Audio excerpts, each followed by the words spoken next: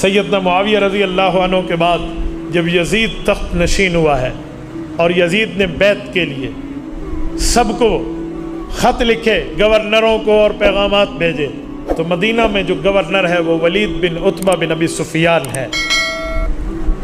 یہ یزید کا رشتے میں تو ایک چچے کی حیثیت لگتی ہے۔ جب ان کے پاس خط آیا کہ سب مدینہ کے بڑوں سے بیعت لو، ان میں حضرت حسین کا رتبہ بہت بڑا رتبہ ہے۔ سیدنا حسین ابن علی رضی اللہ عنہ کی بیعت کے سلسلے میں بلایا گیا، عبداللہ بن زبیر کو بلایا گیا۔ عبداللہ بن زبیر نے تو فرمایا میں مصروف ہوں، وہ مکہ شریف چلے گئے تھے۔ حضرت حسین نے فرمایا مجھے آپ سوچنے کی مہلت دیں۔ میرے دوستوں میں یہاں ایک ساتھ جملہ کہتا جاؤں، حضرت حسین رضی اللہ عنہ نے جو سوچنے کی مہلت دی ہے، وہاں سے مکہ مکرمہ کا سفر کیا ہے۔ یہ جو مکہ آئے ہیں، حضرت حسین نے بیعت سے انکار کر کے مکہ مکرمہ آئے اور وہاں سے کربلا اور وہاں سے عراق تشریف لائے ہیں۔ اس پر ایک غلط فہمی اپنے ذہن سے نکال لیں۔ آج یہ غلط فہمی پھیلائی گئی ہے کہ حضرت حسین کا یہاں سے نکلنا یزید سے لڑائی کے لیے تھا، یہ جہاد کے لیے تھا، یوں نہیں ہے۔ میں بتاؤں گا یہ سفر کیوں ہے، لیکن پہلے میں اس غلط فہمی کو ختم کر دوں۔ اگر یہ جہاد کے لیے تھا، اگر اس وقت لڑائی کے لیے تھا، تو حضرت حسین اپنی بیوی بچوں کو ساتھ لائے ہیں یا نہیں لائے؟ بولیے، گھروں کی خواتین کو لائے ہیں یا نہیں لائے؟ خواتین کو ساتھ لے کر جہاد کیا جاتا ہے۔ آج کشمیر کے حالات خراب ہیں، جب ابھی بارڈر پہ جانے کا حکم آ جائے تو ہمارے فوجی اپنی بیوی بچوں کو لے کر جائیں گے؟ بولیے، تو یہ بیوی بچوں کو ساتھ لے کر کیوں گئے؟ تاریخ کو مسخ کیوں کرتے ہو؟ جھوٹ کیوں بولتے ہو؟ حقیقت بتائیں کہ کس لیے نکلے تھے۔ حضرت حسین کا موقف یہ تھا، یزید خلافت کا اہل نہیں ہے، اور ٹھیک موقف تھا ان کا، ہم تائید کرتے ہیں حضرت حسین کے موقف کی۔ حضرت حسین اس لیے نکلے تھے کہ یزید کے معاملے کو دیکھا جائے، ابھی جو لوگ بیعت کر رہے ہیں ان کو روک دیا جائے تاکہ اس کی خلافت منعقد نہ ہو سکے۔ وہ اس وجہ سے نکلے، اس جگہ سے سفر کیے۔ یہ تو اس کے بعد ظالموں نے راستے میں شہید کر دیا، اور یزید سے ظالم فاسق اور فاجر نے بدلہ نہ لے کے خود کو قاتلوں کی صف میں ٹھہرا دیا۔ اب وہ اس سے بھی برا بن گیا ہے، یہ تو اور بات ہے، لیکن یہ سفر لڑنے کے لیے نہیں تھا، یہ سفر حالات کے معلوم کرنے کے لیے، اپنے ساتھ عوام کو ملانے کے لیے تھا، یہ لڑنے کا سفر نہیں تھا۔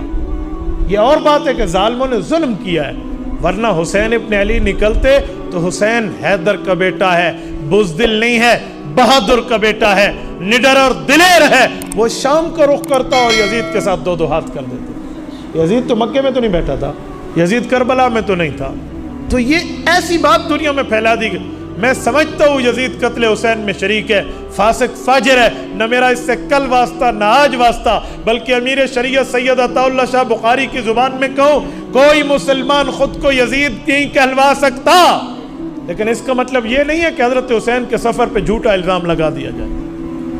دیکھو، مخالف جتنا بھی ہو لیکن بولنا تو سچ چاہیے۔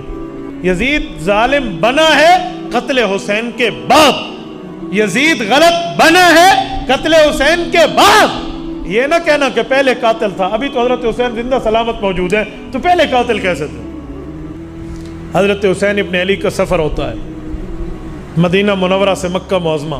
مکہ معظمہ میں آ کر انہوں نے حالات تسلیم کیے، دیکھا، پتہ چلا، کہا مجھے تو عراقیوں نے خط لکھے ہیں اور خطوں کے ڈھیر آئے ہوئے ہیں، لہٰذا مجھے ان کے پاس جانا چاہیے کہ بات کیا ہے۔ اگر یہ میری بات کی وجہ سے راہ ہدایت پہ آتے ہیں تو بالکل ٹھیک ہے۔ سیدنا حسین ابن علی رضی اللہ عنہ کو مشورہ دیا جاتا ہے، حضرت عمر کا بیٹا عبداللہ مشورہ دیتا ہے، حضرت عباس کا بیٹا عبداللہ مشورہ دیتا ہے، حضرت زبیر کا بیٹا عبداللہ مشورہ دیتا ہے۔ یہ عبداللہ بن عباس، عبداللہ بن زبیر اور حضرت عبداللہ بن عمر رضی اللہ عنہم یہ مشورہ دیتے ہیں۔ عراقی بڑے ظالم ہیں، وعدے کے بڑے کچے ہیں، یہ پکے لوگ نہیں ہیں، آپ کو ان کے پاس نہیں جانا چاہیے، آپ جس شخصیت کو لوگ ضائع کر دیں گے، آپ کے ساتھ دھوکہ کریں گے۔ حضرت حسین فرماتے ہیں میرے پاس اتنے خطوط آئے ہیں، اب انکار کی گنجائش کیا؟ سینکڑوں کی تعداد میں خط تھے۔ تو ان بزرگوں کے اصرار پر حضرت حسین نے فرمایا ٹھیک ہے میں جاتا نہیں ہوں، لیکن پہلے میں اپنے چچا زاد مسلم بن عقیل رضی اللہ عنہ کو بھیجتا ہوں کہ وہ جا کر دیکھے وہاں کے حالات کیا ہیں، اگر حالات موافق ہوئے تو میں چلا جاؤں گا، ورنہ نہیں۔ کہا جی بالکل ٹھیک ہے۔ حضرت حسین نے بندہ بھیجا ہے۔ جب یہ وہاں پہنچے، اس وقت تک یہ کوفی بے ایمان نہیں ہوئے تھے، اس وقت تک یہ وعدہ خلاف نہیں ہوئے تھے، اس وقت تک یہ بے وفا نہیں ہوئے تھے۔ انہوں نے مسلم بن عقیل کے ہاتھ میں بیعت کر کے باقاعدہ حمایت کا یقین دلایا. ان کا جوابی خط آیا. حضرت حسین نے ان سب انکار کرنے والے دوستوں کو دکھایا کہ اب کوئی انکار کی گنجائش بچی؟ اجی نہیں بچی. حضرت حسین کا سفر شروع ہوتا ہے. جب سیدنا حسین ابن علی سفر شروع کرتے ہیں، عین اس وقت یزید کی طرف سے گورنر کوفے کا تبدیل کر دیا جاتا ہے. سیدنا نعمان ابن بشیر رضی اللہ عنہ جو صحابی تھے، یزید نے خیانت کرتے ہوئے ان کو ہٹایا. اس کی جگہ ایک ظالم عبید اللہ بن زیاد کو بھیجا. وہ آیا تو عبید اللہ بن زیاد کا ظلم مشہور تھا. کوفی پہلے سے ہی آدھے جو ہے نا کیا کہتے ٹانگیں اپنی کپوا چکے تھے اور بالکل کانپ رہی تھی. انہوں نے ابن زیاد کے ڈنڈے کے ڈر کی وجہ سے وہ بیعت مسلم بن عقیل کے ہاتھ پہ حسین کے ساتھ وفا والی توڑ دی ہے. سنیں یہ کڑی کے ساتھ کڑی جڑی کیسے ہے. اب بیعت ٹوٹ چکی ہے، کمیونیکیشن کا کوئی نظام نہیں ہے، کوئی موبائل فون نہیں ہے، کوئی میسج چیٹنگ سروس نہیں ہے، کوئی آن لائن کوریج نہیں ہے کہ بتا دیا جائے جس جگہ آپ جا رہے ہیں ان کو اچھا سمجھ کے اب وہاں حالات یکسر بدل چکے ہیں. جب مقام زبالہ پہ حضرت حسین پہنچتے ہیں، ادھر جس شخص شاعر سے ملاقات ہوئی ہے، بعضوں نے اس کا نام فرزدق لکھا ہے، اس نے کہا تھا اے حسین ابن علی، میرا تجربہ یہ ہے کہ کوفیوں کے شاید دل آپ کے ساتھ ہو لیکن تلواریں ابن زیاد کے ساتھ ہوں.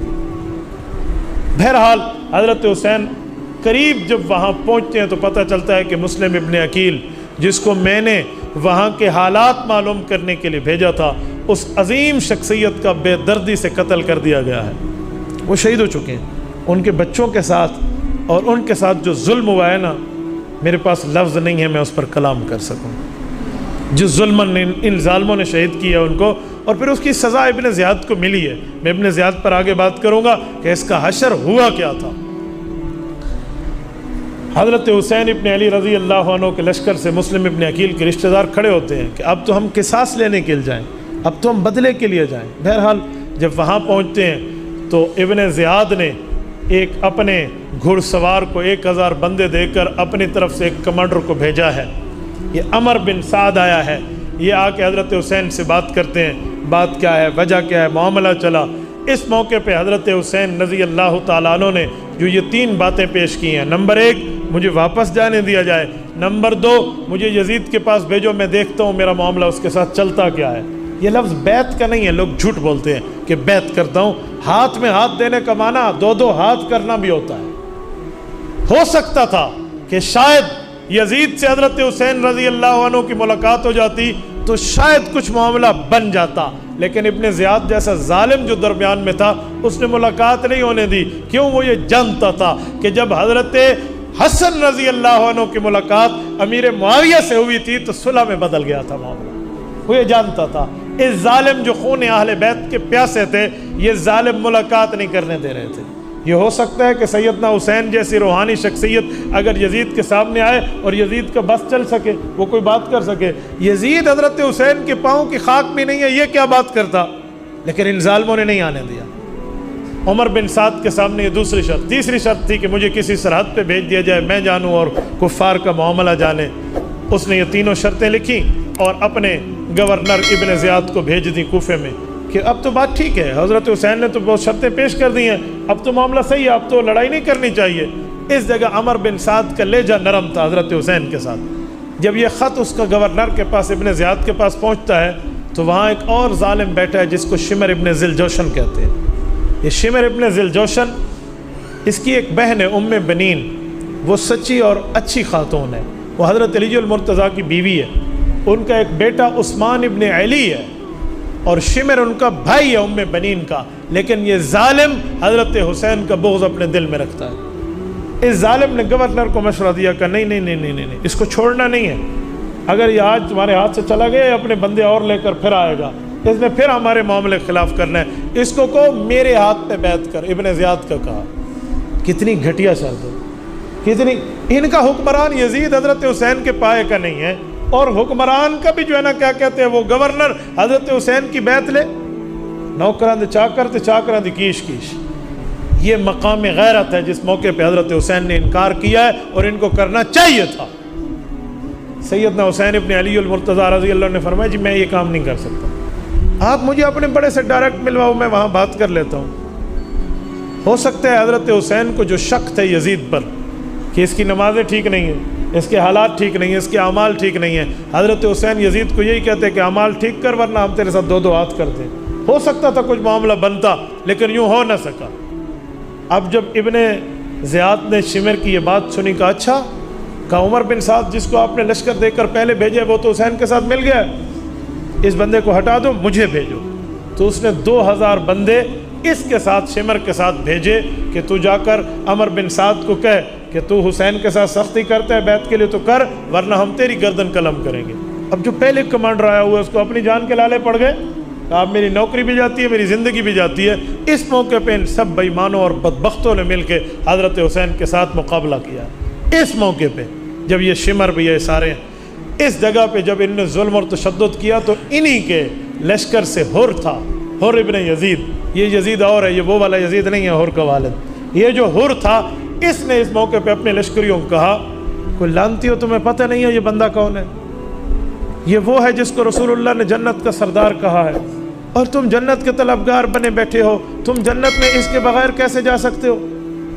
تمہیں اتنی حیا نہیں آتی؟ اس کی زبان رسول اللہ نے چوسی ہے، اسے رسول اللہ نے پہلی گھٹی دی ہے، یہ فاطمہ کی نسل ہے، یہ حیدر ابن ابی طالب کا فرزند ہے، اور اس کا رتبہ آپ نہیں جانتے، اس کا فضل نہیں جانتے، اس کی کتنی اچھی 3 شرطیں تھی، تم مان لیتے، تم نے آگے جو ہے نا کیا کہتے ہیں ہٹ دھرمیاں شروع کر دی ہیں۔ اپنی شرطوں سے ہٹو ورنہ میں تمہارے ساتھ نہیں رہ سکتا۔ اس موقع پہ حر کی غیرت جاگی تھی، اس نے وہاں سے گھوڑے کو ایڑ لگائی اور حسینی قافلے میں آ کر شامل ہوا ہے۔ ایسے ظالموں سے حر نکلا کرتا، اور وہ بندہ جب تک حضرت حسین کی شہادت حمایت میں شہید نہیں ہوا نا وہ واپس نہیں گیا وہاں سے۔ شہادت کے بعد اس کو قبرستان لے جایا گیا ہے۔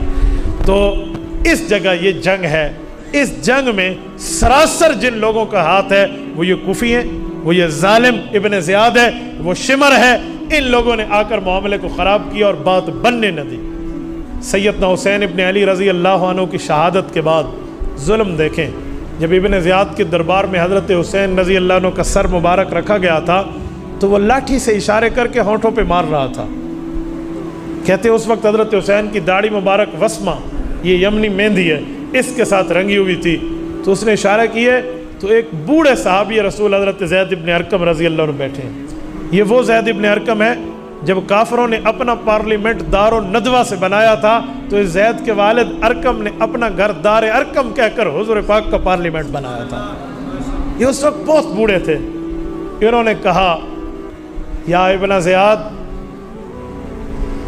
اللہ اکبر، ترمذی میں لفظ موجود ہے، کہا ظالم عارض ان قضیبک ولقد رأیت رسول اللہ صلی اللہ علیہ وسلم مرارا یلازمہ، کہا اپنی اس لاٹھی کو اے بدبخت یہاں سے ہٹا دے، میں ان ہونٹوں کو کئی بار رسول اللہ کو چومتے دیکھا، کئی بار حضور پاک علیہ السلام کو چومتے دیکھے، اپنے یہاں سے ہاتھ ہٹا۔ اس کے بعد ان ظالموں کو ظلم دیکھیں، انہوں نے یہ لشکر شام بھیجا ہے یزید کے پاس۔ یزید کی سب سے بڑی خامی جو اس کو برباد کر کے لے گئی ہے اور دنیا آج یزید پر جو ہے نا کیا کہتے ہیں تف کر رہی ہے، اس کی بنیادی وجہ یہ ہے جب اس کو قتل حسین کی خبر ملتی ہے تو اس کو چاہیے تھا یہ ان قاتلین کا کلا کما کرتا، یہ حضرت حسین رضی اللہ عنہ کے قتل کا بدلہ لیتا، نواز رسول کی شہادت، ان سب کے خونوں سے حسین کا پسینہ افضل تھا، کوئی عام بات تو نہیں تھی۔ لیکن اس نے کیا بدلہ لیا ہے؟ صرف لان تان بدلہ ہوتی ہو تم ظالموں کو اللہ ذلیل کرے ہو، کیا کر دیا کیا کر دیا، یوں کہہ کے یزید نے بات ختم کی ہے۔ اس سے سمجھ آتا ہے کہ تو اندر سے قاتلوں کے ساتھ ملا ہوا ہے، اس سے سمجھ آتا ہے کہ تیرے معاملے خراب ہیں۔ اس نے تو کچھ نہیں کیا وہاں، حالانکہ جب اہل بیت کی خواتین یزید کے محل میں گئی تھی تو اہل بیت کی خواتین میں سیدہ زینب رضی اللہ عنہا حضرت حسین کی بڑی بہن موجود ہیں، حضرت علی کی بڑی بیٹی ہیں۔ یہ جب یزید کی بیوی سے ملتی ہیں تو یزید کی بیوی کی چیخیں اور آہیں سنتے لوگ نظر آتے، وہ رونے لگ گئی، گھر میں کوہرام مچ گیا کہ یہ ہوا کیا ہے۔ بلکہ بعض تواریخ نے لکھا ہے کہ یزید کی بیوی اپنے سر سے دوپٹہ ڈالنا بھول گئی تھی، اس کے دربار میں آ کے کہا تھا یہ کیا قیامت برپا کر دی ہے تم نے۔ تو اس موقع پہ اس نے یزید نے اپنی چادر اٹھا کے بیوی کے سر پہ رکھی، کہا تو گھر جا، ہم معاملہ سنبھال لیں گے۔ لیکن کوئی نہیں سنبھالا، ان لوگوں نے کوئی نہیں سنبھالا۔ یہ ابن زیاد جیسا ظالم ہے جس نے یہ کام کیا ہے، اور رب نے اس لانتی کے ساتھ جو حشر کیا وہ یاد رکھے گا۔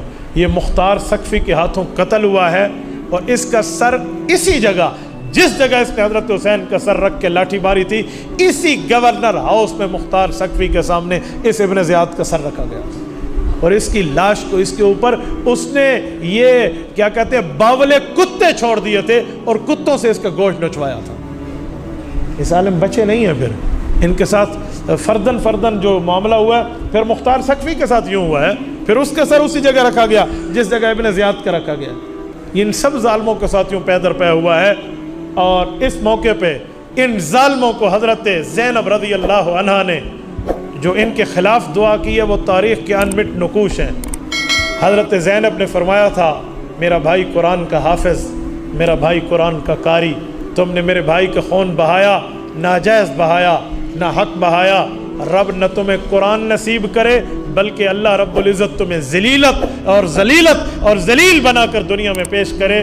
وہ وقت اور یہ وقت قاتلین کو قرآن کا حساب اور قرآن کی دولت نہیں ملی۔